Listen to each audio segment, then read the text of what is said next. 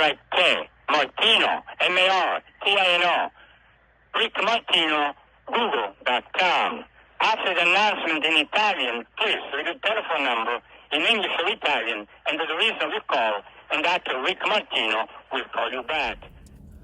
Well, hey, it's Rob, and just trying to do a quick video here acknowledging that a legend has passed on. Sorry, I shouldn't laugh.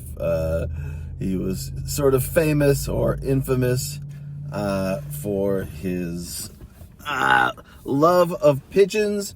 He's a guy I knew in Los Angeles. He was a homeless man, and it is sad that he's passed away. His name was Rik Martino. We had dealings with him because he was supposedly my landlord's caretaker, but really he just ended up isolating my landlord and taking over his bank accounts and, you know, doing a lot of stuff that was not above board for sure during the time that we knew him. But anyway, Rik Martino, the so-called Birdman of Silverlake, has passed away at the age of 73. He was a well-known figure in Santa Monica and East Hollywood.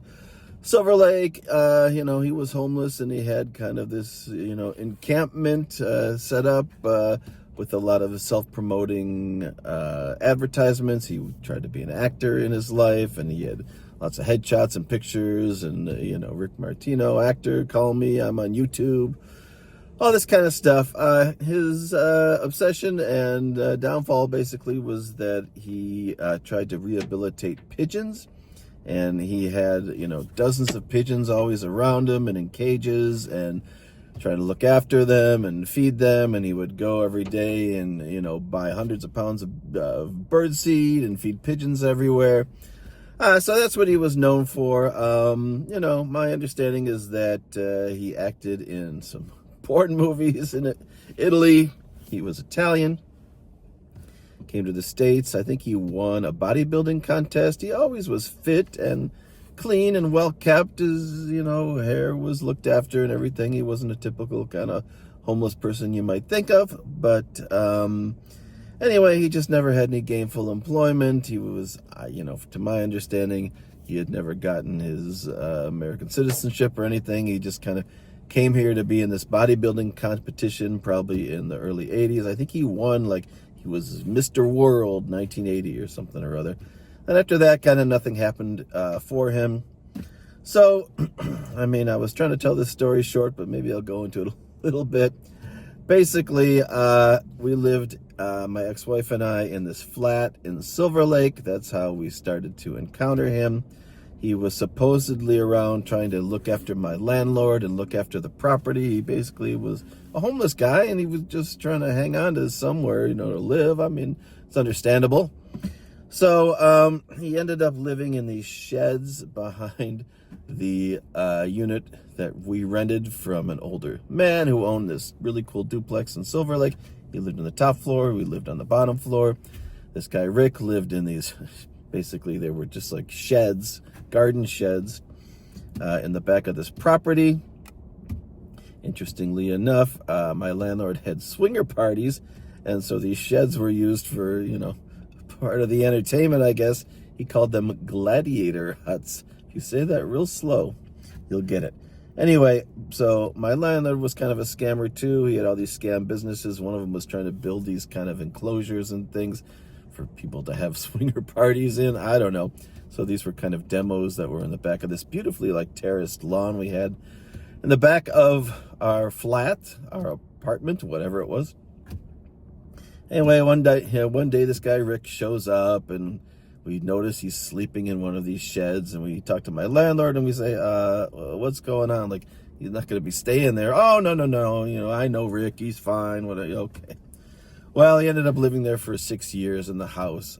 He eventually moved upstairs with my landlord, claimed that they were lovers or something. My landlord was probably bisexual. I don't know. He was an older, you know, confirmed bachelor who had lived with his mom. His mom died. Basically, his only source of income, or main source of income, was renting out half of his house, which he did, and I'm sure he was always able to keep it rented out. Anyway, so this guy, Rick, moved in. He started to isolate my landlord. Rick put his name on all the checking accounts. We would actually give our rent check to Rick, at some point, and just kind of took over everything. Was not treating my landlord very well. They did not have a lot of food. The place was filthy. Of course, Rick, like I said, had this obsession with pigeons and was looking after pigeons all the time.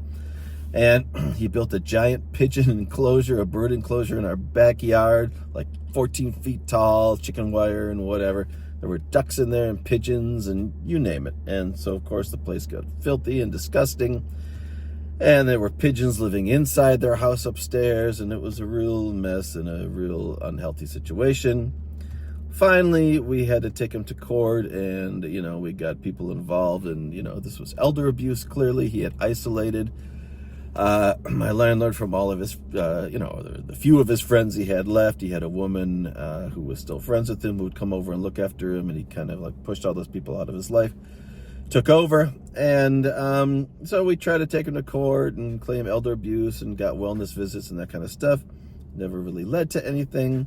We finally just ended up moving out, didn't want to deal with it anymore, and Rick got pretty aggressive with me when I asked for my security deposit back, but, basically he wanted us out of there because he thought he was going to end up with this house.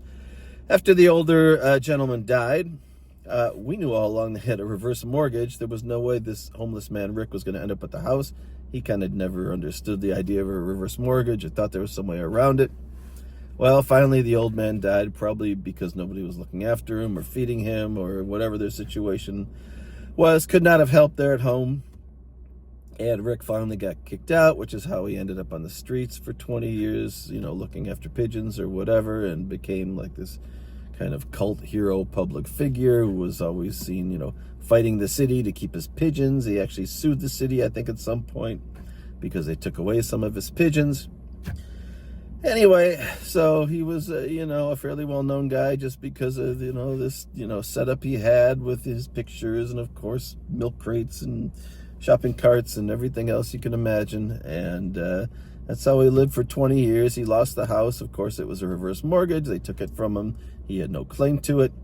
By then, he had living pigeons flying around inside the house, not in cages or anything. The place was so disgusting, they had to tear it down to the studs and rebuild it when they finally sold. By then, we were out of there.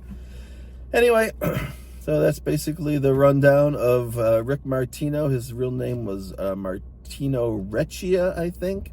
He had a stage name, which was Franco Massimo. He had other names and things as well. These people living on the margin of society have lots of different, ways that they try to, rub a couple nickels together.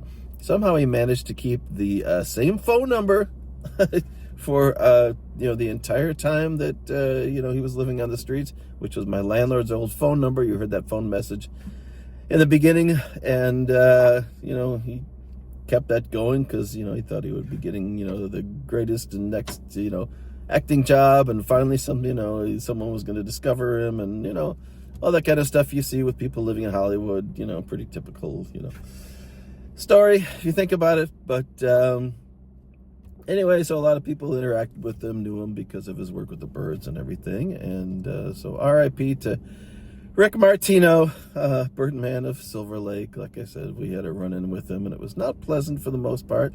He totally just, ruined the house, filled up the backyard with crap, pigeons on the inside. They had to knock those sheds down. They were filled with noxious pigeon poop and everything else you can imagine.